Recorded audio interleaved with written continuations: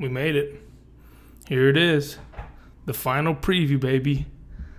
We've completed every other division, but we're here. The 2018 AFC East Fantasy Preview. Hey, everybody. My name is Andrew Kirchhoff. Welcome to my YouTube channel. Yes, you don't see my beautiful face yet, but soon you will. Just let me get the pleasantries out of the way. I want to thank everybody who's supported me so far. Watched my prior videos, liked, shared, and subscribed to my YouTube channel, followed my Twitch channel. I want to thank everybody that's gone along for the ride so far as we've completed every division prior to the AFC East. So also, if you haven't seen any of my videos before, there will be timestamps below, and go and check those out if you want to see specific players. Otherwise, we're ready to break into the final preview of the preseason, the 2018 AFC East Fantasy Preview. Hey everybody, how's it going? Again, my name is Andrew Kirchhoff, and we're going over the AFC East, right? Who's on screen? The greatest quarterback perhaps of all time, Tom Brady, plain and simple. So, let's talk about Tom Brady's fantasy value this coming season, right? I mean, it's pretty simple. I mean, it's kind of hard to argue. Tom Brady is the GOAT. I mean, what else can I say other than that?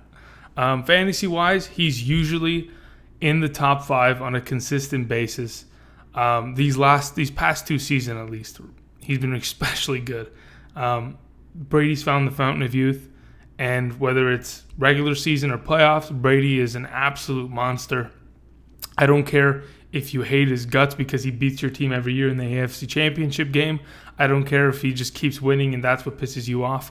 I don't care about the allegations of cheating or blah, blah, blah, the deflations. I don't care about that. We're here to talk about fantasy, and let me let you know, Tom Brady is a top 3 quarterback in fantasy without a doubt until the day he retires. I mean, I think this guy is so good. At this point in the pre-draft process, I mean, he's a sure thing. You're never going to draft Tom Brady and be disappointed. He's always going to be putting up those good numbers, and the fact of the matter is, he's going to produce for you in fantasy. Yes, he doesn't have legs. He runs like a baby giraffe. But at the end of the day, he's Tom Brady.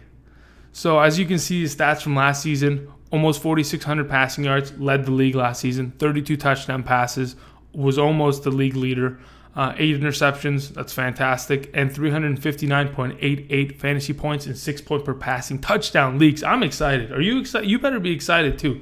I mean, we're here. We're live, baby. We're doing it live.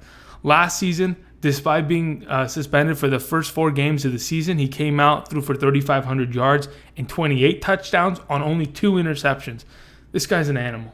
Plain and simple, if you play in a standard redraft league where it's one quarterback, you obviously should wait for quarterback, but at the end of the day, when you draft Tom Brady, you're getting a surefire pick. When you play in super flex leagues, at the end of the day, if you play in a super flex, it's a 2 quarterback starting league, Tom Brady will probably go within the first 2 rounds. Why? Because he scores a lot of touchdowns, he puts a lot of fantasy points up, plain and simple, you know.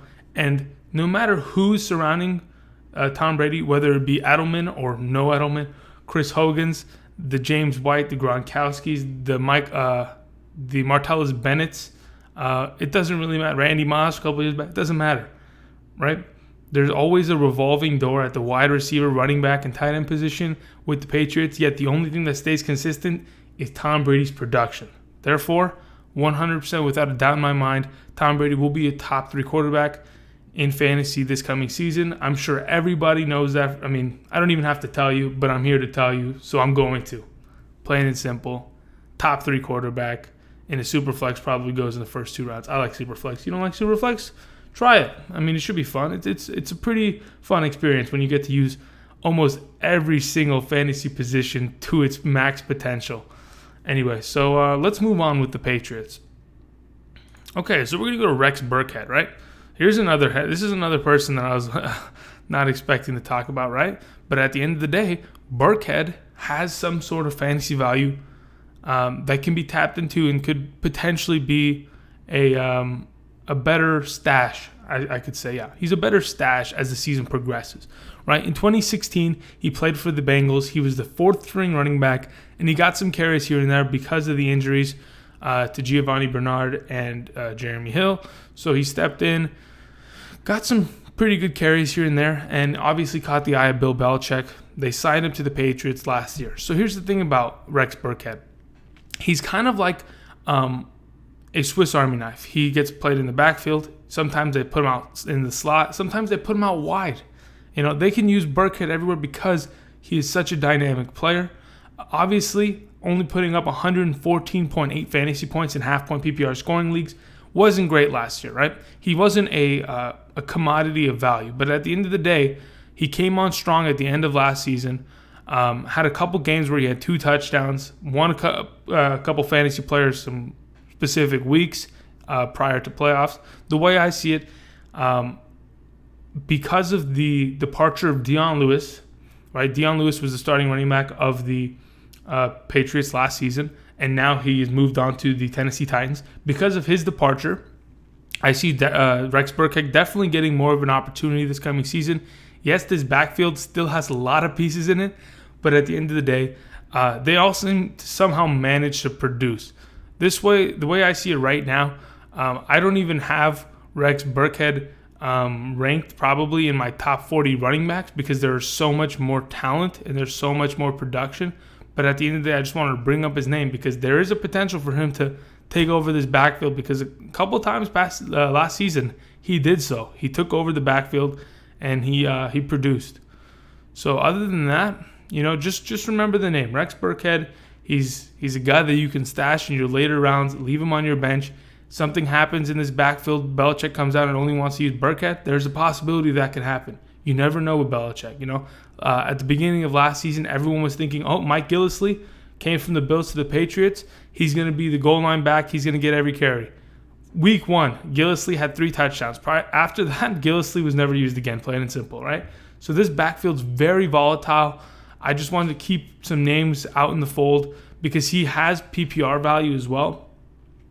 So if you do play in PPR leagues, Rex Burkhead could have some value if you stash him late in your bench. Other than that, let's move on to the second running back of the New England Patriots. So it's James White. Something about James White, right? He is 100% the third down back and the receiving back of the Patriots. He's been that way for the last 3 seasons without a doubt, okay? Let me just read some stats for you. In 2015, he had 40 receptions. In 2016, he had 60 receptions. And last season, as you can see on the screen, he had 56 receptions. He is without a doubt the PPR receiver of the Patriots. The way I see it, he's going to have value every season no matter what in full-point PPR leagues. Okay, he's going to be a bench stash that you can play in your flex. In half-point PPR, obviously his value is diminished, and in standard leagues, he's completely useless, right? He's a completely useless play unless you play in PPR leagues. So the way I see it this coming season, just like every other season that James White has been a part of this organization, he has value, right? He is a PPR monster. When Brady wants to throw the ball to a specific running back, it's always going to be James White. Obviously, like I talked about before, Rex Burkhead has kind of taken over a couple of the spots, but at the end of the day, as you can see from the stats, 56 receptions, 230 yards receiving, and 3 receiving touchdowns. He has that receiving block down to lock, like with this organization. He is the third down back. I was like rhyming for a second there. He is the third down back, and the way I see it, if you want a flex player with upside, James White is the guy. He has great PPR value, plain and simple. Should be drafted and put on your bench, deep in your bench. Because a lot of people, because obviously he doesn't score as many points because his touchdown receptions aren't up there, at the end of the day, he still has value. He can show up in a week, have 8 receptions for 70, not even 70. Let's be generous, right? Let's say he comes out, he gets 6 receptions for 40 yards. That's not a bad thing. That's not bad. Honestly, at this point, I'm telling you, he does more than that, but that's not bad. Okay, just put that into perspective. He's a bench player that, on a good matchup, can be even better with the touchdown upside. So let's move on to the third running back of the New England Patriots. Right, the third running back. Let's click on this. It's Sony Michel. Okay, Michel, Michael. I don't know what the heck they call him. Anyway, he was the first round pick of the Patriots. Drafted 30-something overall, 31st, 30th overall. So here's the thing, right? Obviously, like I talked about before, Dion Lewis is no longer with the organization. But the Patriots have Rex Burkhead, James White, Mike Gillislee, like I talked about before, Jeremy Hill from the Bengals. They like the Bengals running backs. And Sony Michel. So they have 5 running backs within this organization, right? Belichick likes to spice it up a little, right? He'll change it up. 1 week he'll completely use Mike Gillislee. The next 4 weeks he'll never be on the field. He won't even dress. It's just up, it's a coin toss practically, right?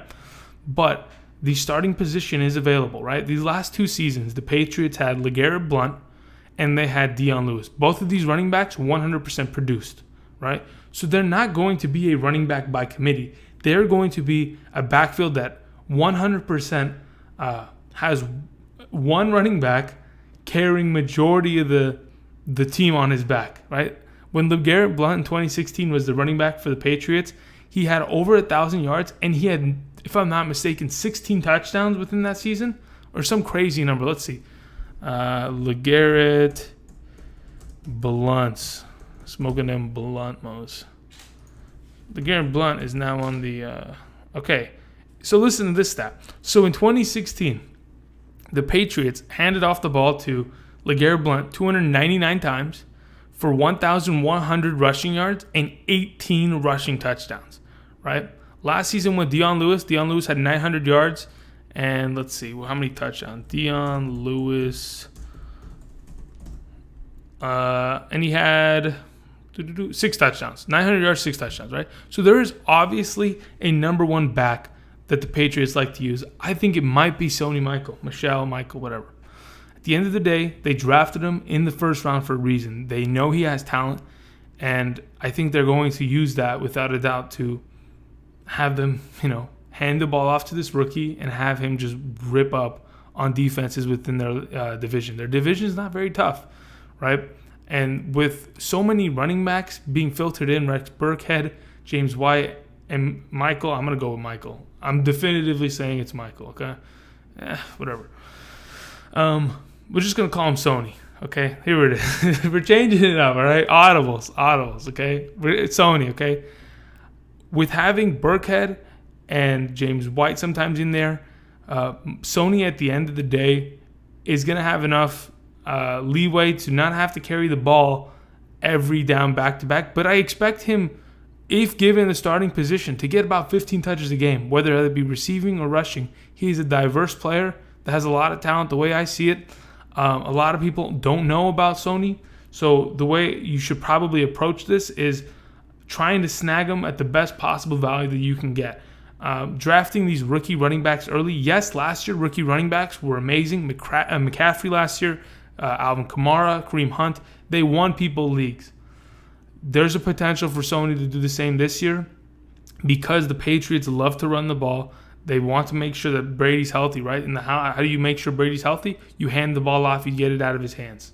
So Sony is going to be the number 1 back of this organization, in my opinion, and he should be drafted as so. So let's move on to the wide receivers of the Patriots, right? Okay, so Julian Edelman, right? We haven't seen Julian Edelman in a while, right? The last game we saw him play was that Super Bowl in 2016 where he had that ridiculous catch against the Falcons. How did you blow a 28-3 lead? Anyway, as I was saying, so last year during the preseason, Julian Edelman tore his ACL, complete tear, had to have reconstruction surgery. It was an unfortunate situation, right? But at the end of the day, the information coming out as of late is that Julian Edelman has been suspended for the first 4 games of next year's season, or this year's season, this 2018 season, because of he was drug tested and they found some performance-enhancing drug remnants within his urine sample or some shit, okay? Julian Edelman is not handling this the right way. I mean, it's not that he's not handling it the right way. He's not taking it the right way. Because at this point, he's got his lawyers strapped. He's going after the NFL. He's calling BS, that this is a coup. They're trying to penalize the Patriots again, that he would never touch things. But, at the end of the day, I don't know what's right and what's wrong. I don't know who's lying or who's telling the truth. Plain and simple, we're here to talk about Julian Edelman's fantasy value. Yes, he's suspended for the first 4 games of the season, but he's Tom Brady's best friend, right? He is the Cooper Kupp to Jared Goff, right? He's the Keenan Allen to Phillip Rivers. He is Julian Edelman to Tom Brady. Okay, they have that bond, they have that relationship. They've been playing together for the past God knows how many seasons. Let's see. So in 2016, when he was fully healthy, he had 98 receptions for 1,100 yards and 3 touchdowns, right? Julian Edelman's never been a touchdown guy, but he has been a PPR monster, right?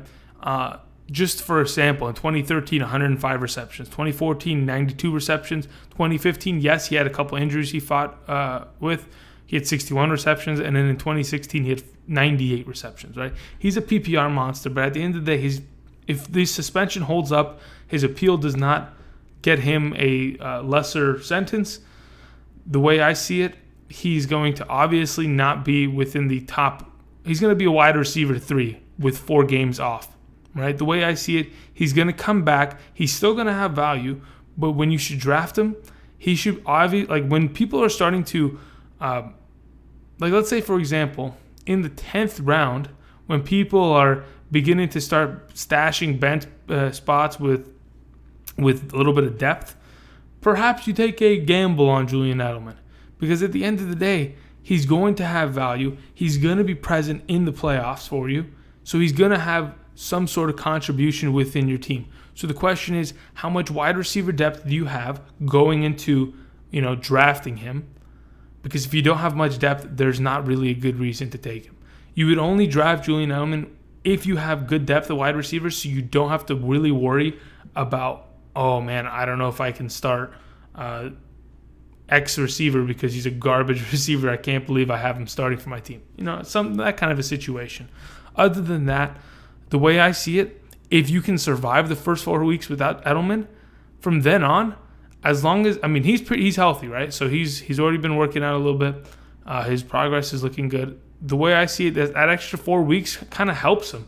It'll help him kind of get into football speed a little bit, better. A little bit better. What am I saying? It'll get him going. Okay, that 4 weeks off will definitely help him. But at the end of the day, his longevity throughout the season, you want a valuable receiver in the playoffs. Edelman is that receiver. Plain and simple. Let's move on to who. Okay, so Edelman, right? We talk about handcuffs all the time. One receiver or running back goes down. Who's the backup? Who's going to absorb the fantasy value that this receiver has just, lost? Last season, okay, real quick. Last season, it was Brandon Cooks. So Julian Edelman got injured. Brandon Cooks pretty much absorbed all of the stats. Brandon Cooks had 1,000 yards receiving. He had like 7 touchdowns. He absorbed the statistics of Julian Edelman. So he filled that position. Now that Brandon Cooks has been traded away and Edelman is still suspended for the first 4 games, who's the guy? It's Chris Hogan. Plain and simple. Chris Hogan is going to be the number 1 receiver for the New England Patriots for those first 4 weeks. And then after that, he's going to be a consistent wide receiver 2 for the remaining part of the season. Okay, so real quick. Why am I putting so much into Chris Hogan? Yes, he didn't play that much last season, right? But he was injured. He was injured for a good 7-week stint where he had a lot of, I think it was like a leg injury of some sort. But either way, he was hurt. Obviously, his statistics took a little dip from it. But at the end of the day, the way I see it, as long as Chris Hogan is healthy, he's going to be absorbing majority of the stats that were going to Brandon Cooks or Julian Edelman in the prior seasons. Now that also Danny Amendola is no longer with the team, let's be honest. Brady's got to throw to a wide receiver, right? No Danny Amendola, no Julian Edelman. Who are you throwing the ball to? Rex Burkhead? That's possible. But the way I see it, it's Chris Hogan. So Chris Hogan, without a doubt, in those first 4 weeks is going to be extremely valuable. After that, he's still going to have value, He's still going to have value. He produced in the playoffs. He produced in the Super Bowl. We know that there's a rapport there. And at the end of the day, he's got good value. Because why? His quarterback's Tom Brady. And if Tom Brady's throwing 30 touchdowns a season, someone's got to catch those touchdowns, right? It can't all just be Gronk. It can't just be Gronk. So anyway, Chris Hogan's going to have a lot of value this coming season. The way I see it, he should be drafted as a wide receiver 2 because after Julian Edelman comes back, there will be a little bit of a production dip. But at the end of the day, those first 4 weeks, you're going to have a lot of value. Just like Alvin Kamara, right? Mark Ingram is suspended for the first 4 games of the season. Therefore, Alvin Kamara is the lead back. He's getting every touch, and he's going to be extremely good in the first 4 weeks. It's the kind of same situation with Chris Hogan. So anyway, let's go to the third wide receiver of the Patriots, Jordan Matthews, right? So Jordan Matthews, prior to playing with the Bills last season, he was an Eagles guy, right? His entire career he played with the Eagles. So let me read a couple stats. With the Eagles, he had in 2014 872 receiving yards. 2015 he was 3 yards shy of 1,000. In 2016 he had 800 yards. Last season he was injured for majority of the year. Let's be honest, 100% he was injured for majority of the year. Kind of sucked because he had a pretty decent opportunity last year to play and be the number 1 receiver there. He was, traded over because the Buffalo Bills had already traded Sammy Watkins away, and they had traded away Robert Woods. So they had no receivers there. Okay, they traded for Jordan Matthews. They sent over Ronald Darby to the Eagles. Jordan Matthews missed the Super Bowl season, but at the end of the day, he only played 10 games last season. I even call that BS as a statistic. He probably only played, give or take, 6 or 7 games, the way I see it, because those stats are really, really just rough. Okay, so the question is, why did the Patriots go out and grab Jordan Matthews? Well, they like to grab guys within their division because obviously they watch division game film way more than any other teams because they play these teams more than once a season. So they found something in Jordan Matthews' play that they thought, okay, he's a young receiver. He's produced in the past. Let's bring him over and let's throw him as our third wide receiver. Yes, there are other receivers within this organization. There is if I'm not mistaken, they still have like 3 other receivers. Let me check this. I think they have Malcolm Mitchell on this team also, and they have the receiver for the Colts that they traded for last season. Some BS. It doesn't matter. Those guys are irrelevant. All that matters, Julian Edelman, Chris Hogan, Jordan Matthews this season. Those are the 3 top receivers. Julian Edelman obviously suspended for the first 4 games until some situation or information comes out. Jordan Matthews this season, he's going to have a lot of value, I think. He'll probably post numbers like he did in Philadelphia. He'll probably have 800 receiving yards, probably have 5 touchdowns. He'll be a decent receiver this coming season. He'll be a wide receiver 3 at the end of the day, and he's probably a good stash within your bench because the way I see it, obviously we don't know what kind of rapport Brady has with Jordan Matthews, but then again, we're talking about Brady. We're talking about the greatest quarterback of all time. Receivers will figure it out, and they want to play with him. They'll get better. Jordan Matthews is going to improve. His fantasy numbers obviously are going to improve.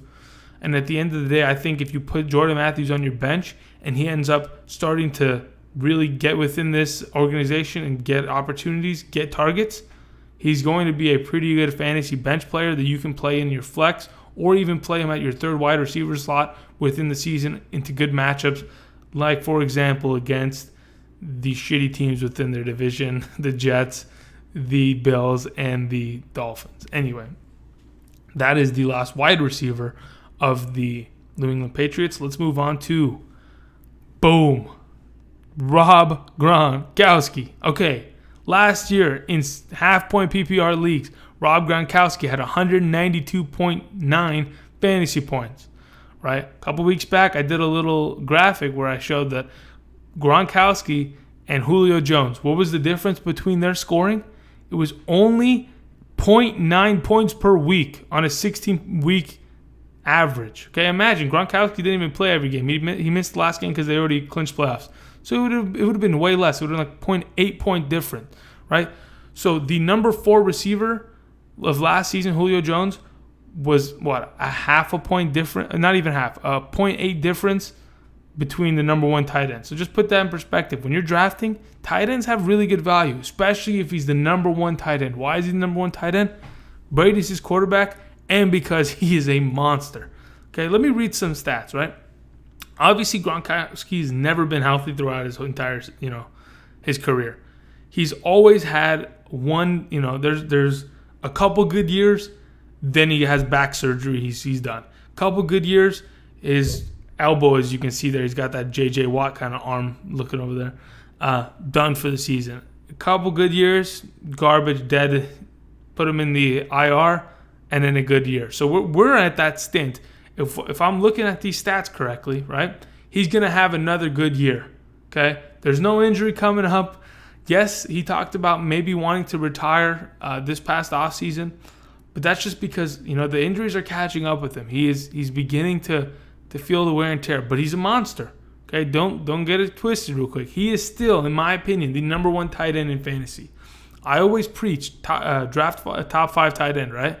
Have a top 5 tight end, because the difference between a top 5 tight end and struggling for the 10th best tight end in fantasy, I mean, it's a ginormous difference. Obviously, you have to pay more draft capital to acquire players like these, but in my opinion, the trade-off is 100% perfect. I would take that any day. Having Gronk over some bum like Benjamin Watson being my tight end. I don't care for that shit. I want the best of the best. I want the Gronks, I want the Kelseys, and I want the Ertz. And then I'll go for Greg Olsen or Jimmy Graham or Evan Ingram or Kyle Rudolph or Delaney Walker after. Other than that, draft a top 5 tight end. Gronk is going to be just as good this coming season. Maybe even better, because Julian Edelman's not there. There's no Brandon Cooks. Who's going to throw the ball to? He's got to throw it to somebody, right?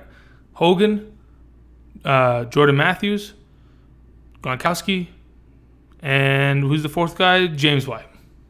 There you go. Other than that, Gronkowski, he's the number one tight end coming into this 2018 season. God, I love this division. There's a lot of value, okay? Okay, so the Patriots are done. We've gone over the Patriots. They got a lot of value. We went over, obviously, the GOAT, Tom Brady. We went over 3 running backs, 3 receivers, and then the one and only tight end. Okay, so let's move on to the Buffalo Bills. Okay, so about the Bills real quick. It's kind of hard to say, because the Buffalo Bills, last year they had a pretty decent year. Okay, they had a pretty decent season. They made the playoffs under Tyrod Taylor, and it wasn't pretty. Okay, at the end of the day, that organization was in, I don't even know what they were doing. If anybody remembers that game where they benched Tyrod, they put in Nathan Peterman. He threw 4 interceptions within the first half to the Chargers, and I mean, God, that was embarrassing. It was the worst start in NFL history. But anyway, so I'm going to be talking about Josh Allen, right? Because at the end of the day, right now the Buffalo Bills have 3 quarterbacks. Okay, they have Josh Allen, who was the first-round pick this season. They have Nathan Peterman, who, as I talked about last season, he was a rookie last year. The first game he started, and it was the last game he started the season. He threw 4 picks in the first. I mean, it wasn't totally his fault, don't get me wrong, but at the end of the day, it did happen. No one can unsee that. And then they have A.J. McCarron, so let's talk about A.J. McCarron real quick. A.J. McCarron was with the Bengals his entire career. He somehow got out of his contract with some lawsuit, and he went over to the Buffalo Bills, and I don't even think he's going to start. The fact of the matter is, when it comes to the value of these quarterbacks, if you play in a standard league, you can go ahead, look at the timestamp below, click on LeSean McCoy, because these quarterbacks are not going to have any value to you. As of right now, in my opinion, who's going to have majority of the fantasy points in the 2018 season, I think it's going to be Josh Allen. I think in the first couple weeks, it'll either be A.J. McCarron or Nathan Peterman starting, but at the end of the day, after those quarterbacks start to just catch L's left and right, they're going to have to play Josh Allen. They're going to have to give him experience probably in the second half of the season, and he's going to have decent fantasy points. I'm not going to say value, because at the end of the day, if you play in a super flex league or you play in any sort of 2-quarterback league, I don't want to touch Josh Allen. He's not like Josh Rosen that's going to have a better team surrounding him, right? This player obviously was drafted earlier. He's getting put into a rough situation. The way I see it, he's going to have the most points of the Bengals.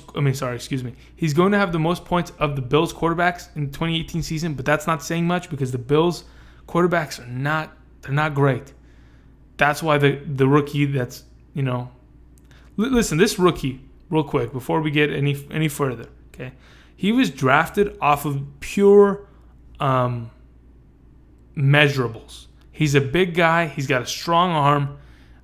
He's got decent speed. He's strong, right? But his statistics in college were horrendous. Let me see if I can find this real quick. I think I might have it right here. Okay, so in 2016 and in 2017, as the starting quarterback of Wyoming, okay, I don't know what the Cowboys or some shit. He in 2016 had a 56% passing completion percentage. Okay, in 2016, we understand that, all right? That was your sophomore year, no problem. You had a 56% passing completion percentage, no problem. Maybe your senior year you came back and you produced more. No, he had the same exact completion percentage. He did not improve at all going from his sophomore year to his junior year. So who's to say that he's going to improve going to the NFL? The NFL is only faster. The secondaries are only going to get better. The defenses are only going to get better. And the offensive line of the Bills has taken a pretty big blow this offseason. The way I see it, you don't want to own any Bills quarterbacks. Don't look at them. Even if you're in a super flex, it's going to be rough even in a super flex. Somebody, I play in a 12-man super flex. It's 12-team super flex league, right? So that means there are teams with that don't have a third quarterback. So someone's going to have to take a Bills quarterback eventually, right? But until the preseason comes by and we figure out who's going to be that starting quarterback, I'm assuming it's going to be Josh Allen with the most fantasy points by the end of the 2018 season. Let's move on to the actual value of this team. Oh, bless. Okay, we've gotten out of that situation with the quarterbacks. LeSean Shady McCoy. My goodness, I love this guy. Okay, so let's put this into perspective, right? Every season, LeSean McCoy, he comes out and he produces, right?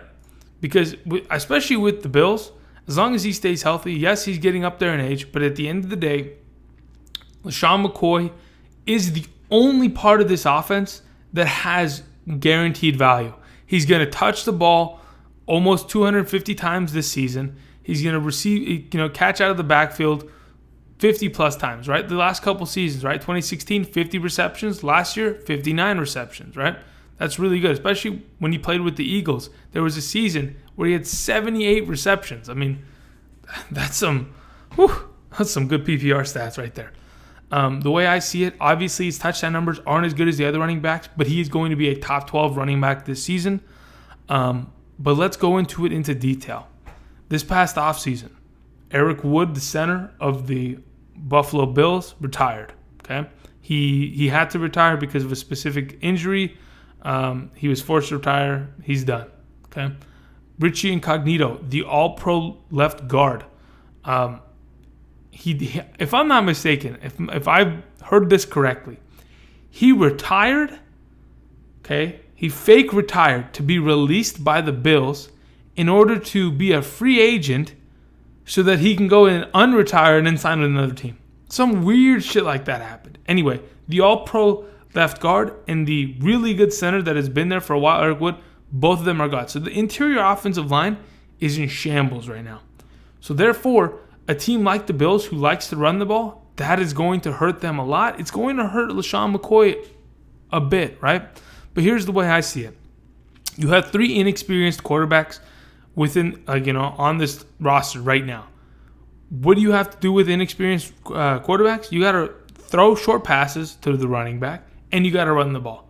LeSean McCoy, yes, what surrounds him doesn't look pretty, but at the end of the day, I think his fantasy value is still going to be a top 12, probably the 12th spot. Don't get me wrong, probably the 12th spot. You can be, exchanged with a, at this point, you can probably say, hey, I don't want LeSean McCoy. I'd rather draft Jerick McKinnon. And people won't, rip you a new one. A couple years back, they would have murdered you on the spot. But as of right now, you never know. At the end of the day, I see him still having value because he's still a really good football player, but what surrounds him doesn't look great. I said it a couple weeks back in one of my videos. I don't trust the Ravens receivers just because Joe Flacco is so inconsistent. So can I trust that LeSean McCoy is going to put up points when his offensive line is and his quarterbacks are and his team is right? Just those sounds just don't even Ooh, I don't want. Okay, we're done. LeSean McCoy, top 12 running back, probably the 12th running back, might be an RB2 by the end of the season because they're not going to score any points here in Buffalo. But at the end of the day, he still has value because he's the only running back touching the ball.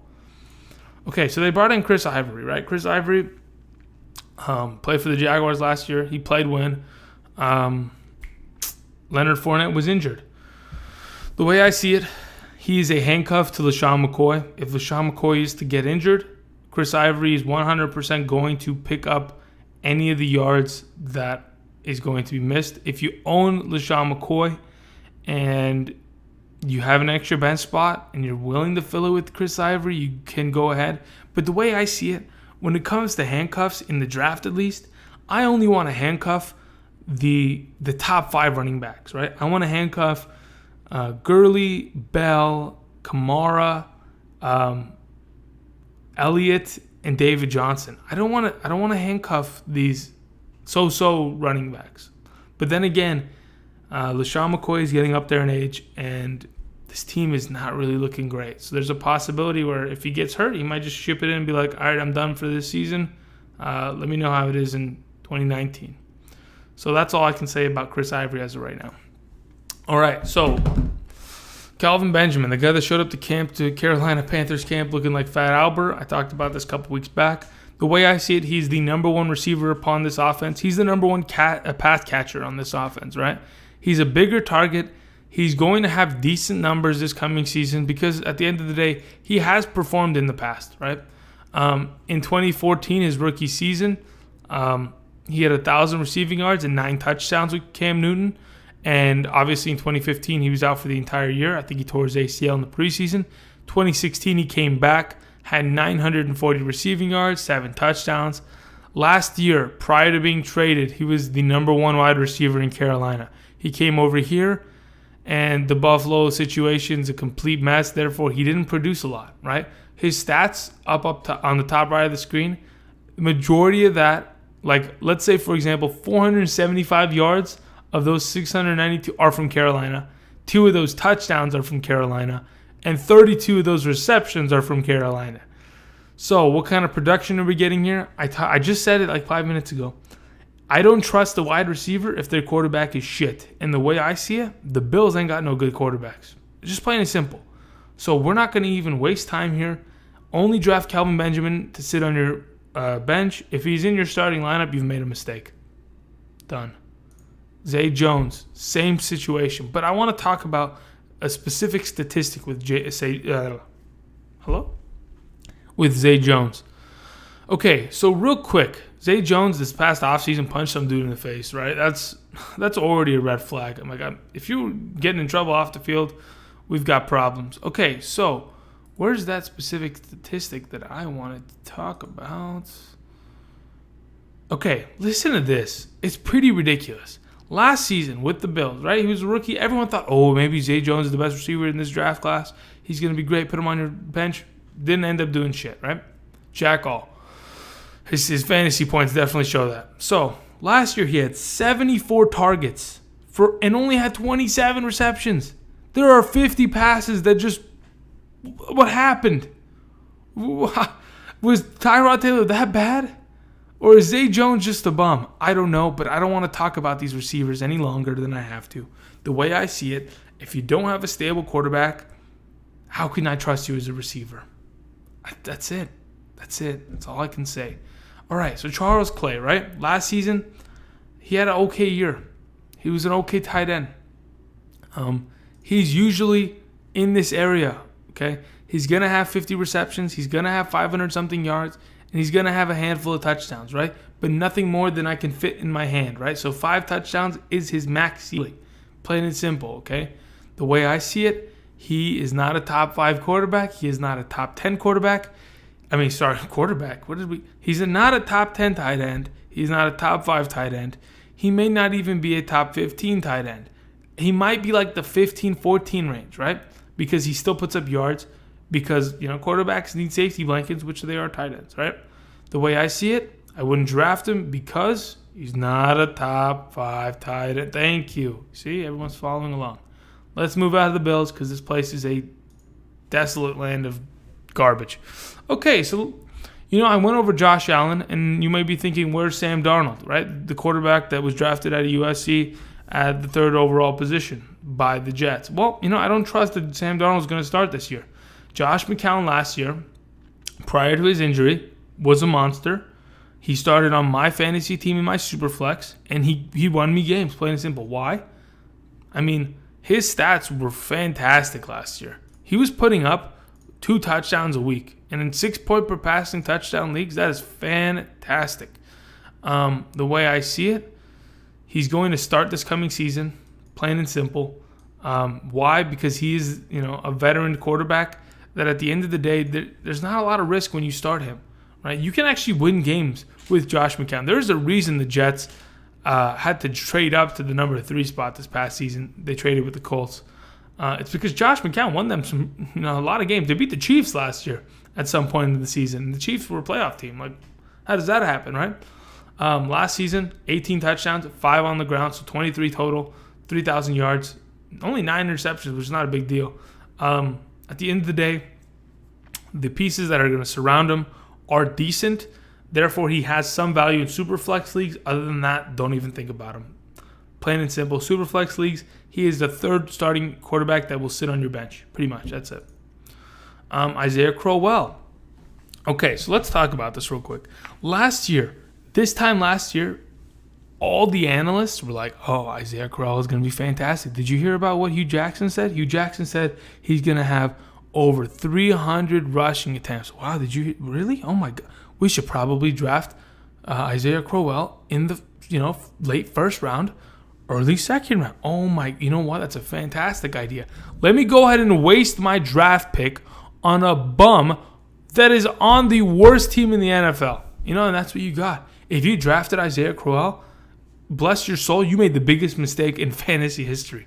Josh McCown is a better start and I'd rather take Josh McCown in the 1st round than Isaiah Crowell. I don't know what the heck people were thinking last season, right? But then again, it's not like he didn't produce yards, right? He always does his yards thing, whatever the heck. 800 yards. In 2016, he had 950. 2015, he had 700. 2014, he had 600, right? So it progressively began to look like he was going to be a 1,000-yard receiver. He was going to be the RB1 that was going to carry this team. It didn't happen. He's came over to the New York Jets to be the number 1 running back, the way I see it. At best, he's an RB3 this coming year. At best. I don't really trust Isaiah Crowell.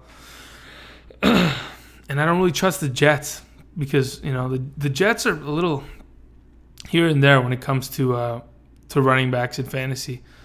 Other than that, let me just check a number real quick because I'm kind of curious where Isaiah Crowell ranked out last season within running backs in half-point PPR scoring leagues.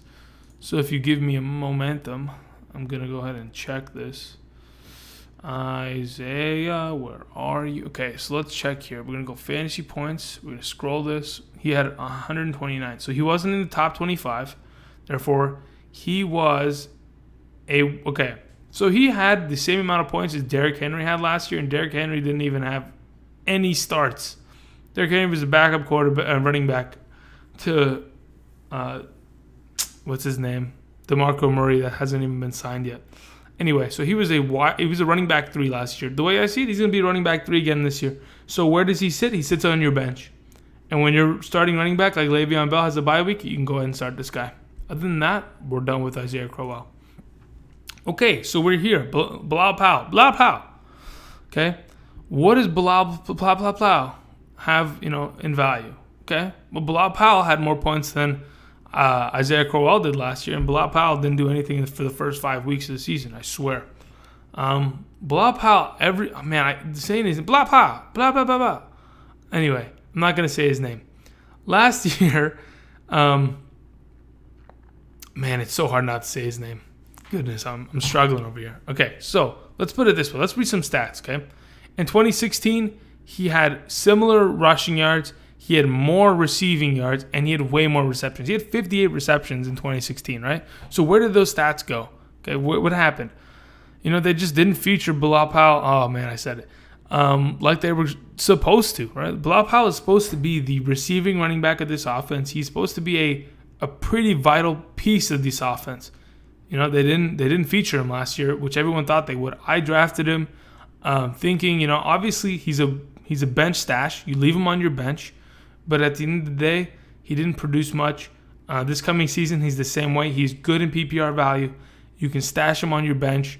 And he's probably going to have decent value because at the end of the day, he usually does have running back 3 kind of numbers.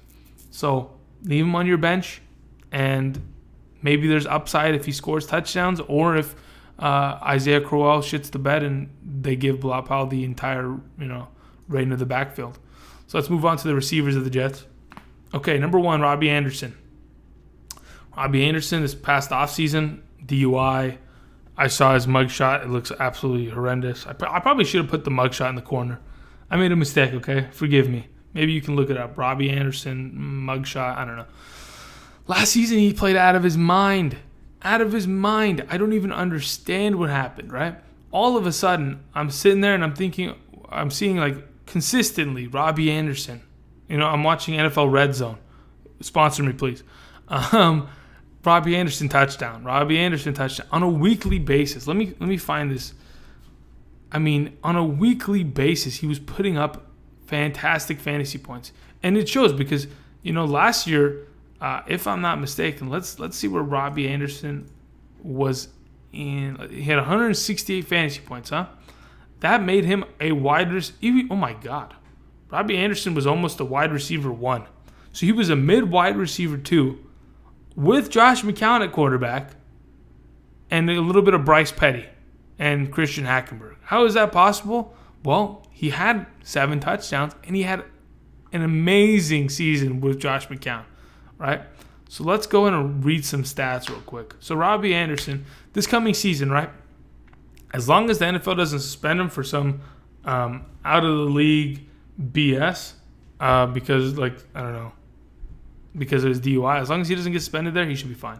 So let's read some stats.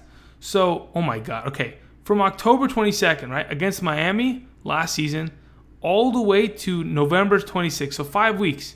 Okay. Let me read these stats, right? Okay. 35 yards, but a touchdown. 104 yards, touchdown. 48 yards, touchdown. 85 yards, touchdown. 146 yards, 2 touchdowns. There was a good stint of the season where he was ripping on people. Another one, 95 yards, touchdown. 107 yards, no touchdowns. Later on in the season, when Josh McCown wasn't there, Robby Anderson disappeared. Why? Because there was no quarterback to throw him the ball. Plain and simple. So, the way I see it this coming year, if Josh McCown, in my like how I'm projecting, is the starting quarterback, Robby Anderson has value. As soon as literally the coach comes out and says, we're going to go ahead and switch quarterbacks to the rookie, trade Robby Anderson. Instantly trade him because he's never going to have the same value again. That's it. That's all I can say. Let's move on to the next Jets wide receiver, Jermaine Kearse. Jermaine Kearse, look at him. He's pissed, right? He was really good last year too, right? 143 fantasy points. Let's see. Where would he... he was a top wide receiver 3 last year. On the Jets. Man, that's 2 good receivers on the Jets. Why? Because Josh McCown's a beast. I'm telling you. I'm not kidding. Josh McCown's a beast. So the way I see it, again, if they start the rookie quarterback, you're in trouble with these receivers. That's why there's a little bit of hesitancy when drafting these guys, right? You're not going to draft them to be your number 1 wide receiver. You might not even draft them to be your number 2 wide receiver this semi-season. People might take risks on them and draft them high up there. The way I see it, they are wide receiver 3s and they are bench stashes, plain and simple. Especially Jermaine Kearse, not a lot of name value, and he's playing on the Jets. So you throw him on your bench, you start him in a week. I mean, last season with only 65 receptions, he had some pretty good fantasy production, plain and simple. I like these Jets wide receivers. I like the Jets, right? But Josh McCown has got to be the starting quarterback, plain and simple. This coming season, give Teddy Bridgewater a year to fix his knee again, because he's gonna. Teddy Bridgewater's not terrible either, but don't start that rookie. Don't start Sam Darnold. You'll have a lot of fantasy trouble. As soon as that happens, you gotta be careful. Here's another Jets wide receiver I kind of like. Right, last season, my God, Terrelle Pryor, where did you go? You were literally brought into this organization to have value. Okay, let's pull up some numbers, right? Terrelle, I don't know why I didn't have his stats queued up already, but it's all good because it's done. Okay, so for the Cleveland Browns in 2016, 77 receptions, 1,000 yards, 4 touchdowns, right? So the Redskins thought, wow, he's a big target. Yes, he's not, as polished as he could be, but we can bring him in. Kirk Cousins throws him the ball. We have a perfect thing right there. This guy never showed up. He literally never got off the plane to show up in Washington. His body, his athleticism, his skill is still in Cleveland somewhere. So going to the Jets, yes, he's a part of this roster, but at the end of the day, I don't like him. I don't like Terrelle Pryor in any fantasy capacity at all. The only receiver, I'm only going over it just so you understand my opinion on this, right? He was awful last season, right? At one point, they thought, okay, we're done. We're throwing you on IR, and you're never going to play for us again. Literally, that's what happened. It was a big mistake to sign him for so much money, right? It was a one-year deal, but they paid him like $12 million. You can't do that. Not for a one-year wonder. At the end of the day, this coming season, Terrelle Pryor, there's no value. No value to be had, plain and simple. Let's move on to the last team as we're getting on to the 52nd minute of this video. The Miami Dolphins, right? Look at those. I love those jerseys, man. They pop so, okay. Anyway, Ryan Tannehill, right? Tannehill. Last season in training camp, Ndamukong was running at him. They were doing first offense versus first defense. Ndamukong didn't touch this guy. He literally didn't touch him, right? But running away from Ndamukong, he tore his ACL. I mean, it's done. Right there. It was done. Okay? They signed Jay Cutler last season. I mean, who's Jay Cutler at the end of the year? Jay Cutler's a bum, right? Yeah, I mean, he did produce fantasy yards. And for Superflex leagues, he had value, but at the end of the day, I mean, Jay Cutler was garbage, right? So let me read a couple stats from the past that kind of give you an idea of how much value Tannehill has, right? So real quick, before we go into it, Jarvis Landry is no longer with this organization. They traded him to the Cleveland Browns. That was the best receiver when Tannehill was a starter here, right?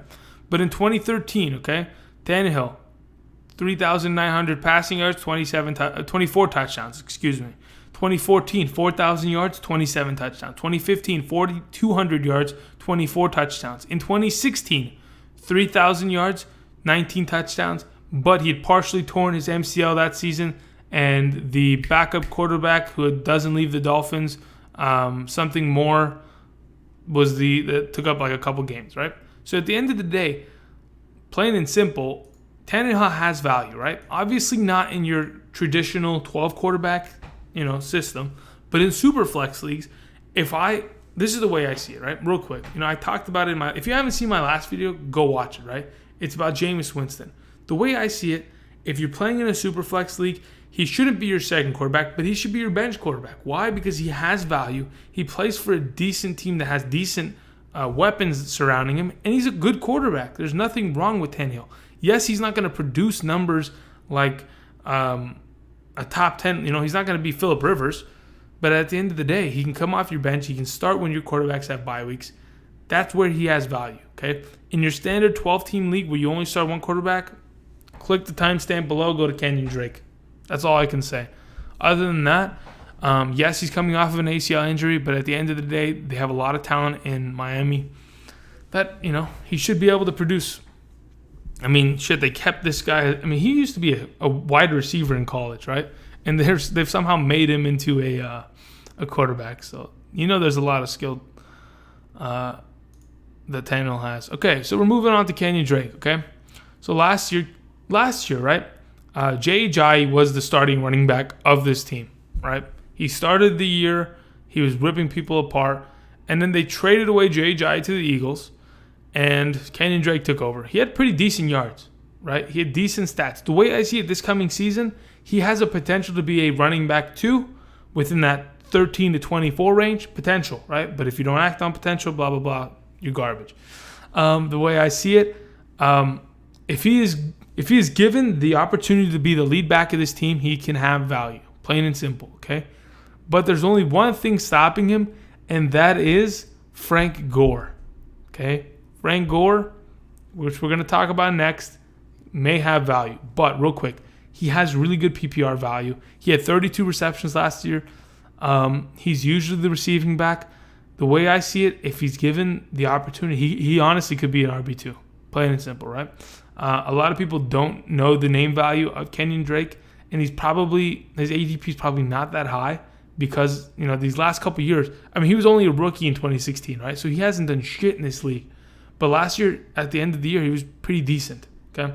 So let's move on to the next running back of this team. I'm kind of ripping through this, but this is a preview, people. This is a preview. If I've gone too long, then I'll stop myself. Otherwise, this is a damn preview, okay? This isn't even that in-depth.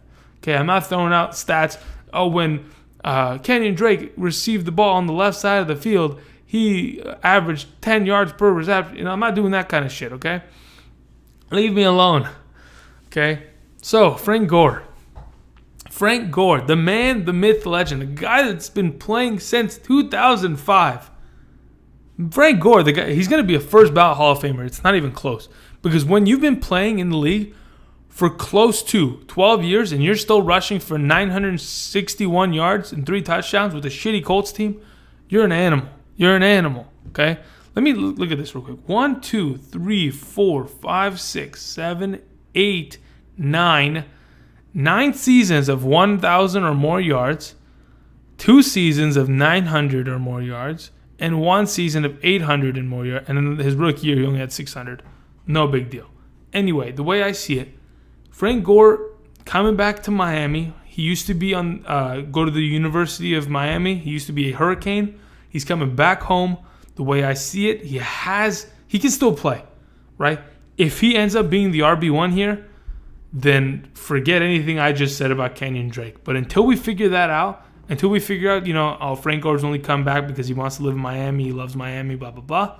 Until we figure that out, he could steal some vital fantasy points from Kenyan Drake, plain and simple. He can be an RB1. Not an RB1, excuse me. He can be the running back 1 of the Dolphins, okay? He's not going to be an RB1. Don't get it twisted. He could have value because, last year he produced for a shitty team, right? And the Dolphins are way better than the Colts were last year. So the way I see it, if they go two-headed monster, then obviously there's going to be dip of production on both of them. But at the end of the day, the way I see it, I think Frank Gore is at the end of his career. He just wants to get a couple good years in and live in Miami, Florida. I think that's the deal. Let's move on to the wide receivers of this organization. DeVante Parker. Okay, so real quick. DeVante Parker is another one of those guys that everyone's like, oh, Parker's going to be so good. He's got so much potential. Oh, my God, he's working so hard. The coach has been saying he's the best wide receiver on the team. No more Jarvis Landry. I'm sick and tired of this shit. I'm honestly sick and tired of it. In my opinion, I will never draft DeVante Parker. You can quote me on that. You can at me on Twitter. Twitter at KIORKOF. At the end of the day, the way I see it, I have no opinion on DeVante Parker other than I don't like anything about him. Plain and simple. That's pretty much it. How many years has he been in the league? He's been in the league for 3 years. Last year he had 1 touchdown. What? You're a starting receiver in the NFL and you had 1 touchdown? Goodness gracious. And put him on your bench, but you'll never have an opportunity to start him. I'm letting you know right now. Oh man, okay. So we're gonna move to Kenny Stills. Oh my, what happened? My graphic is like, okay. Well, the graphics team, you're fired. Okay, so anyway, I think we can still read that. Last year, 58 receptions, 850 yards, 6 touchdowns, and was if I'm not mistaken, if the statistics are still there, he was a wide receiver 3-ish, so he could probably play and start within your team last season. You know, the last couple of years, he's had some pretty good stats.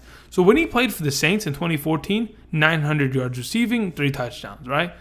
In 2016, right, with Ryan Tannehill under center, 9 touchdowns, 726 yards. That's really good too. Last year with Jay Cutler, smoking Jay Cutler, the worst quarterback ever.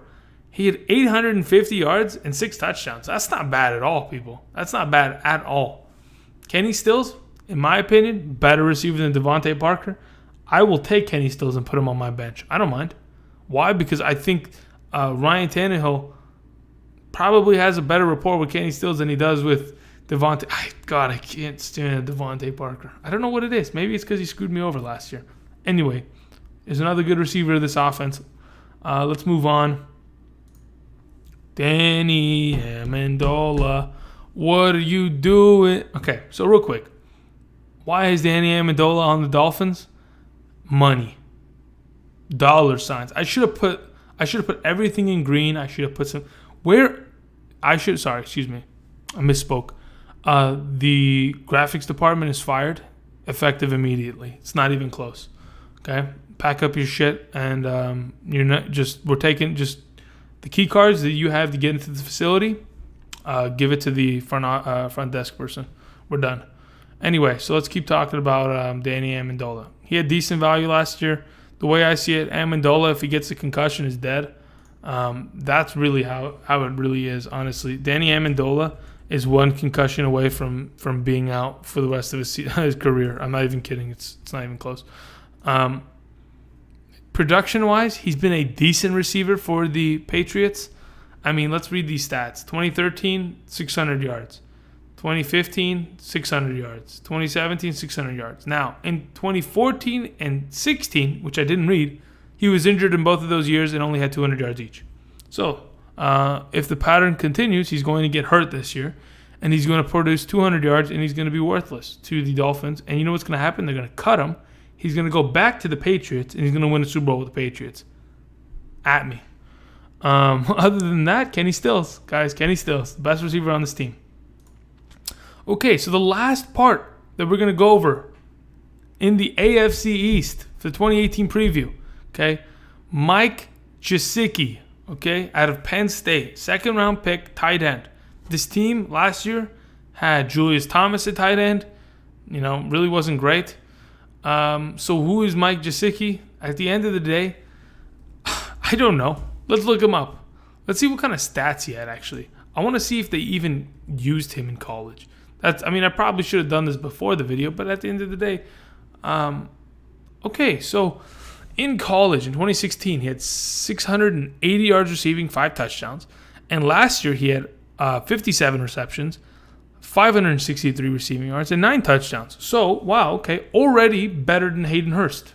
Right? Hayden Hurst, rookie tight end. He was a first-round pick of the Ravens, right? This guy's already better than him, plain and simple, okay? The way I see it, he's not a top 5 tight end. He's not a top 10 tight end. He could be top 15. There's potential. Just depends if Ryan Tannehill wants to throw him the ball. He might as well. DeVante Parker's a bum. Amendola's going to get hurt. Who are you going to throw the ball to? Kenyan Drake a little bit. Maybe a little bit to Kenny Stills, like I said. And then you can give it to Gesicki right here. Boom. You know what this last name reminds me of? Gesicki. God. I don't remember what I was going to say. What's the last name for the guy in Transformers? Someone in the chat, please type this in. And, oh, God. Anyway. I'm tilted. God dang it. It sounded... Okay, anyway. That's the AFC East. Thank you. real quick, usually in the beginning of our videos, we'd go over rankings, right? But here we are. This is the final rankings of the entire preview for the preseason. These are my rankings as of today, June 28th, 2018. These are my rankings. If you'd like, go ahead and screenshot this, take it to Paint, and use it as such. I'm going to continue to update this, but as of right now, doing my preview, these are my total rankings. As you can see, Tom Brady's there at 3, Carson Wentz is there at 4. So, who's 32? Josh Allen. Who's 31? Sam Darnold. Oh my God, I can't believe I put Sam Darnold on this list. What was I actually thinking? Where's McCown? 34. Well, it's going to happen, though. They're going to replace McCown. That's why I said trade Robby Anderson as soon as it happens. Okay, anyway, I want to thank everybody for watching. Please like, share, subscribe to my YouTube channel.